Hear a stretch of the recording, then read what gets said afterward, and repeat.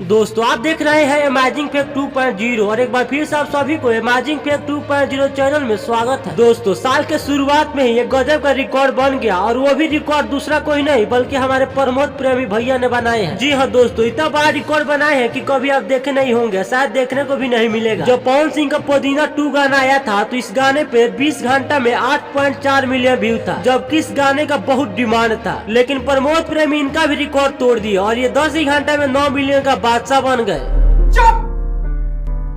भले इनका लाइक कम है तो क्या हुआ, अरे भाई हंसिए मत, आज को लाइक कौन दिखता है।